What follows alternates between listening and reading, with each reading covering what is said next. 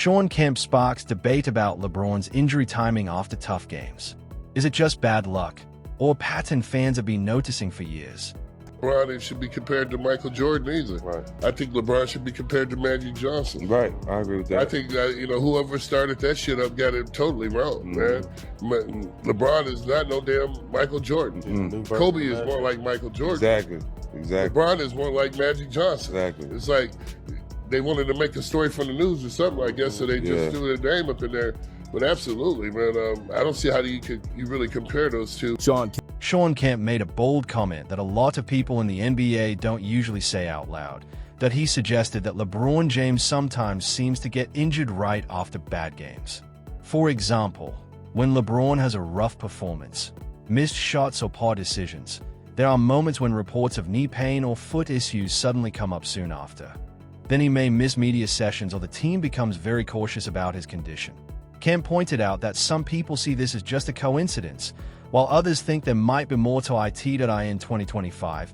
He said the pattern feels too consistent to ignore, and it makes fans look at LeBron's situation differently. When I read the ESPN report that LeBron James has a sprained medial collateral ligament that will require 3 to 5 weeks of recovery, I got to tell you, a longtime NBA trainer I know very well immediately texted me soon after this story was posted, and he said to me in the text, "You cannot have..." And that's why this story hits differently. Nobody expected it. You usually hear this kind of talk from hot take analysts or random social media pages trying to get attention. That's normal in today's NBA media. But this came from Shawn Kemp. That changes everything. He's a respected former NBA player from an older era, when players didn't chase headlines. They just played the game. So when he spoke in early 2025, it got people's attention. It felt serious. What stood out even more was how the media reacted. Most outlets barely mentioned it. They moved past it quickly, almost like they didn't want the conversation to grow. Some people believe it was ignored because questioning LeBron's public image is something the system tends to shut down fast. But fans who did hear it didn't forget Kemp didn't try to soften his words. He kept it direct. He looked at past situations and said what others only hinted at before. He always gets hurt after a bad game. Just a few words, but they spread fast and sparked debate. And that's where things get complicated. Shawn Kemp isn't a random voice. He's a former elite player who understands the physical and mental demands of the NBA. So when he speaks, people listen differently. Now the conversation turns into questions. Is this personal history speaking? Or is he saying something others have noticed but never said out loud? They should be compared to Michael Jordan either. Right. I think LeBron should be compared to Magic Johnson. Right, I agree with that. I think whoever started that shit up got it totally wrong, man. LeBron is not no damn Michael Jordan. Kobe is more like Michael Jordan. Exactly. LeBron is more like Magic Johnson. Exactly. It's like they wanted to make a story from the news or something, I guess, so they just threw their name up in there. But absolutely, man, I don't see how you really compare those two. Because once you start looking closer, it starts to feel uncomfortable for some people. Think about it. Go back through LeBron's career and ask a simple question. When do these injuries happen? Not the serious injuries that clearly sideline any player, but the smaller, sudden ones. The ones that seem to show up right after a bad game, right after a night where he plays poorly, misses shots, or doesn't look like himself. Right after a game where people start questioning his performance, that's the pattern being pointed out. Can't afford to lose LeBron. But here's why it's a bigger deal.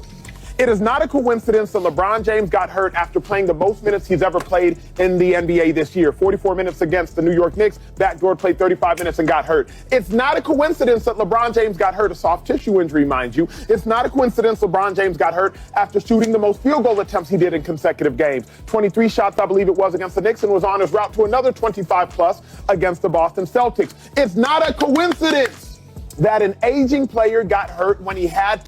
This line of thinking is basically saying there's been a long-running pattern people around the league have quietly talked about, but rarely say out loud in public. According to that view, insiders, former players, and locker room conversations have noticed for years that LeBron's minor injuries or maintenance situations often seem to come after rough games or heavy criticism.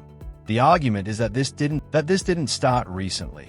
It's something observers claim they've seen across multiple seasons, especially as his career has gone deeper into the later years.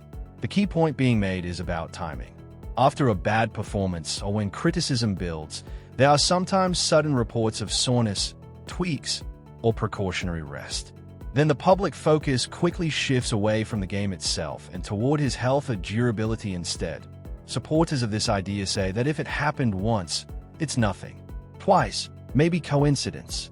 But if it appears repeatedly over time, it starts to feel like a pattern worth questioning. Critics, on the other hand, would argue this is normal for an older superstar, managing minutes, dealing with wear and tear, and using rest strategically over a long season. So the debate comes down to interpretation. Is it just natural load management for a veteran player, or is there something more deliberate behind the timing people are noticing? Go run, our neighborhood, it's called Muncie Central, and we was making our run, and this is '88, and I remember we was like, man, we gotta play Shawn Kemp. Oh man, it's over with.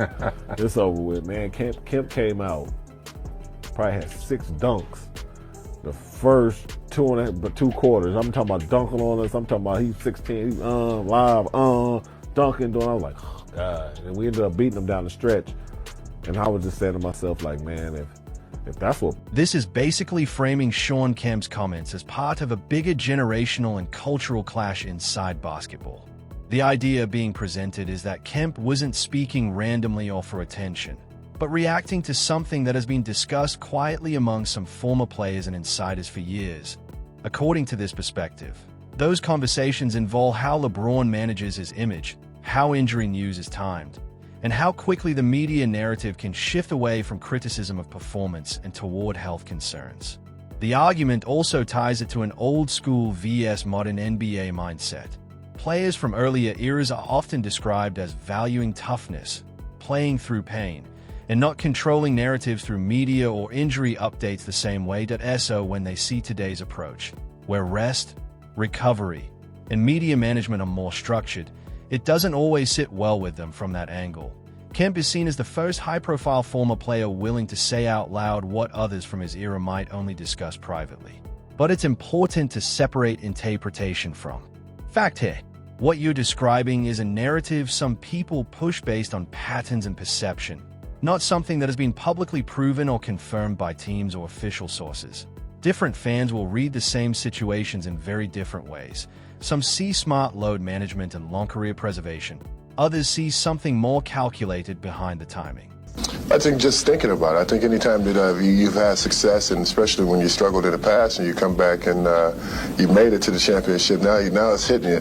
They're doing it good to make it to the championship unless you win it. And hopefully we can start realizing that as a team and come out and play with some fire. Michael Jordan said that the guys that have not been through this finals experience, his teammates have been passive. Do you notice that with your guys, a change from the previous 3 rounds to this round? I think so. I think because the defense have picked up the intensity instead of guys.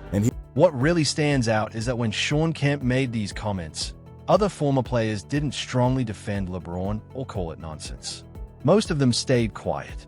In basketball culture, that kind of silence often gets noticed. The idea behind Kemp's statement wasn't just that LeBron is faking injuries. It was deeper than that. He was suggesting something more calculated, that LeBron understands how injuries and health issues can change the story around him, because a bad game is easy to forget. But if an injury is mentioned, the story shifts. It's no longer about poor performance. It becomes about toughness, recovery, and sacrifice. That changes how people see everything. Whether people agree or not, some see that as a smart way to control the narrative. After Kemp spoke, the media reaction was very quiet. Big sports shows didn't really discuss it, and most outlets quickly moved on. From LeBron's side, there was also no public response or comment. Some people think that silence is normal and not worth reading into.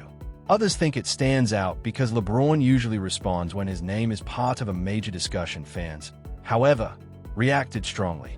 Social media lit up with debate. Some said Kemp finally said what they were thinking. Others dismissed it and defended LeBron, calling the comments biased or based on jealousy. In the end, it split opinions. fans arguing on both sides, with no clear agreement.